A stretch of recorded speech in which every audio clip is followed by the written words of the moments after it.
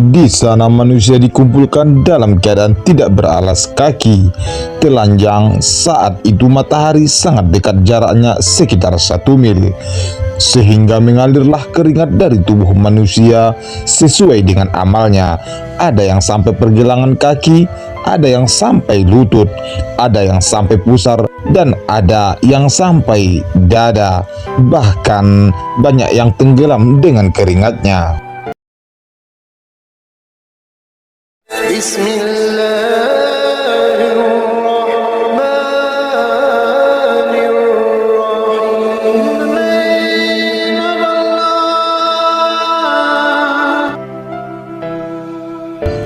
Assalamualaikum warahmatullahi wabarakatuh.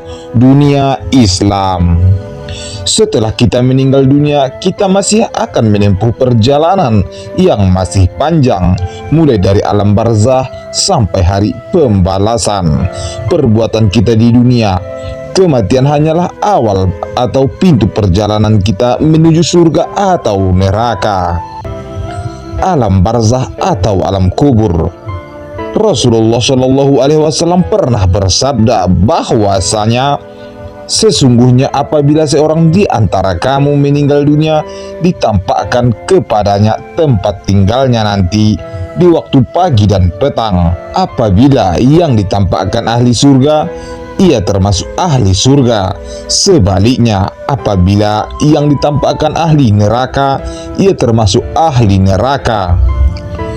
Kala itu dikatakan kepadanya, inilah tempatmu sampai nanti saatnya Allah membangkitkan kamu di hari kiamat. Hadis riwayat Bukhari dan Muslim. Di alam barzah ini pun manusia akan diberi beberapa pertanyaan oleh malaikat Munkar dan Nakir. Hal tersebut sebagaimana pernah diriwayatkan oleh Anas radhiyallahu anhu yang pernah berkata, ketika seorang hamba sudah dimasukkan dalam kubur dan ditinggalkan oleh temannya, maka datanglah 2 malaikat, lalu mendudukkannya dan berkata, apa yang kamu katakan tentang Nabi Muhammad? Adapun orang mukmin akan berkata, saya bersaksi dia adalah hamba Allah dan Rasulnya. Lalu dikatakan padanya, lihatkah tempatmu di neraka api Allah yang telah mengganti dengan surga yang keduanya dapat dilihat. Adapun bagi orang kafir dan munafik akan berkata, saya tidak tahu dan tidak bisa berkata seperti apa yang dikatakan mereka. Lalu dia dibentak dengan ucapan, kamu tidak tahu, kamu juga tidak membaca. Dan kemudian ia dipukul dengan gada besi dengan 1 pukulan, seraya menjerit histeris yang didengar oleh teman sekitarnya kecuali sakalin atau jin dan manusia.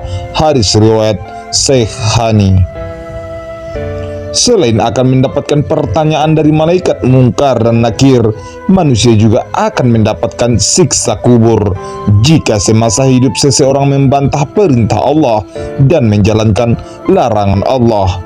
Hal tersebut disampaikan oleh Rasulullah Shallallahu Alaihi Wasallam dalam hadis berikut. Nabi Muhammad Shallallahu Alaihi Wasallam melewati 2 kubur, lalu berkata, keduanya disiksa bukan karena melakukan dosa besar.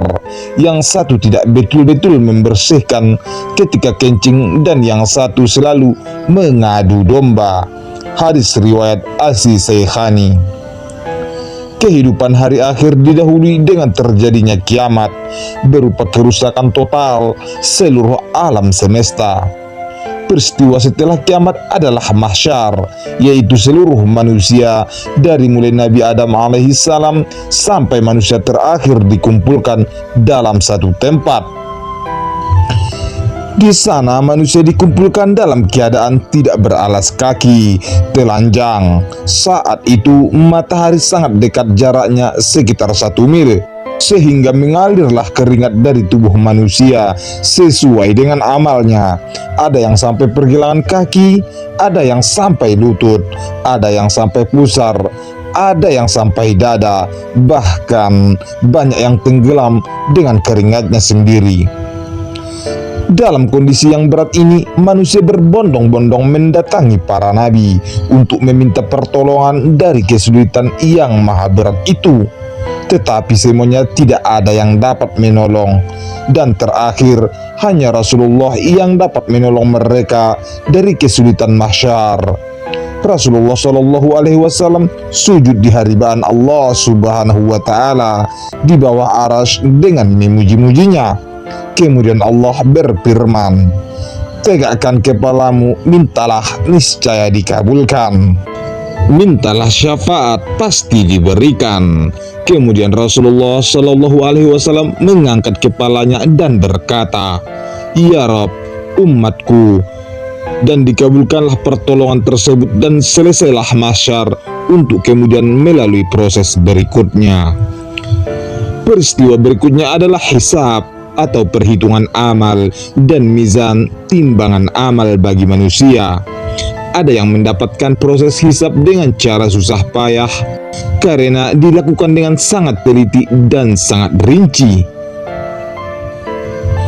Sebagian yang lain mendapatkan hisab yang mudah dan hanya sekedar formalitas. Bahkan sebagian kecil dari orang yang beriman bebas hisab. Di antara pertanyaan yang akan diberikan pada manusia di hari hisab terkait dengan masalah prinsip dalam hidupnya, Rasulullah Shallallahu Alaihi Wasallam bersabda, "Tidak akan melangkah kaki anak Adam di hari kiamat sehingga ditanya 5 hal di sisi Allah, tentang umurnya untuk apa dihabiskan, tentang masa mudanya untuk apa digunakan, tentang hartanya dari mana mencarinya dan kemana menginfakkannya, dan apa yang diamalkan dari ilmunya." Hadis riwayat At-Tirmidzi. Di masa ini juga dilakukan proses qisas. Orang yang dizolimi mengqisas orang yang menzolimi. Kejadian selanjutnya, manusia harus melalui sirat, yaitu sebuah jembatan yang sangat tipis dan mengerikan karena di bawahnya neraka jahanam. Semua manusia akan melewati jembatan ini dari mulai yang awal sampai yang akhir.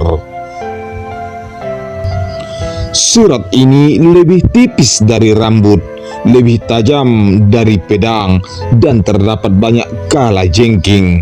Kemampuan manusia melewati jembatan itu sesuai dengan amalnya di dunia. Ada yang lewat dengan cepat seperti kecepatan kilat, ada yang lewat seperti kecepatan angin, ada yang lewat seperti kecepatan burung. Tetapi banyak juga yang berjalan merangkak, bahkan mayoritas manusia jatuh ke neraka jahanam. Bagi orang-orang yang beriman akan minum telaga Rasulullah yang disebut Al-Kautsar. Rasulullah Shallallahu Alaihi Wasallam bersabda, "Telagaku seluas perjalanan sebulan, airnya lebih putih dari susu, aromanya lebih wangi dari misik, dan gayungnya sebanyak bintang di langit. Siapa yang meminumnya, maka tidak akan pernah haus selamanya." Muttafaqun alaih. Surga dan neraka. Fase yang terakhir dari rihlah manusia di hari akhir adalah sebagian mereka masuk surga dan sebagian masuk neraka. Surga tempat orang-orang bertakwa dan neraka tempat orang-orang kafir. Kedua tempat tersebut sekarang sudah ada dan disediakan. Bahkan surga sudah rindu pada penghuninya untuk siap menyambut dengan sebaik-baik sambutan. Neraka pun sudah rindu dengan penghuninya dan siap menyambut dengan hidangan neraka. Al-Quran dan Sunnah telah menceritakan surga dan neraka secara detail. Penyebutan ini agar menjadi pelajaran bagi kehidupan manusia tentang persinggahan akhir yang akan mereka alami. Orang-orang kafir, baik dari kalangan Yahudi, Nasrani maupun orang-orang musyrik, jika meninggal dunia dan tidak bertobat, maka tempatnya adalah neraka. Neraka yang penuh dengan siksaan. Percikan apinya jika ditaruh di dunia dapat membakar semua penghuni dunia. Minuman penghuni neraka adalah nanah dan makanannya zakum atau buah berduri. Manusia di sana tidak hidup karena penderitaan yang luar biasa, dan juga tidak mati karena jika mati akan hilang penderitaannya. Di neraka manusia itu kekal abadi. Orang-orang beriman akan mendapatkan surga dan kain sutra karena kesabaran mereka. Dalam surga, mereka duduk-duduk bersandar di atas dipan, tidak merasakan panas teriknya matahari dan dinginnya yang sangat. Mereka dinaungi pohon-pohon surga dan buahnya sangat mudah untuk dipetik. Mereka juga mendapatkan bejana-bejana dari perak dan piala-piala minuman yang sangat bening. Mereka akan minum minuman surga yang rasanya sangat nikmat seperti minuman jahe yang didatangkan dari mata air surga bernama salsabila. Di surga juga ada banyak sungai yang berisi beraneka macam minuman. Sungai mata air yang jernih, sungai susu, sungai khamar, dan sungai madu. Penghuni surga akan dilayani oleh anak-anak muda yang jika dilihat sangat indah bagaikan mutiara yang bertaburan. Surga yang penuh dengan kenikmatan dan kerajaan yang besar.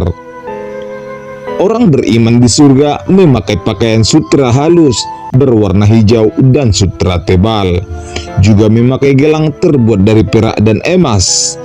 Allah Subhanahu wa Ta'ala memberikan minuman kepada mereka, minuman yang bersih. Dan yang tidak kalah nikmatnya yaitu istri-istri dan bidadari surga.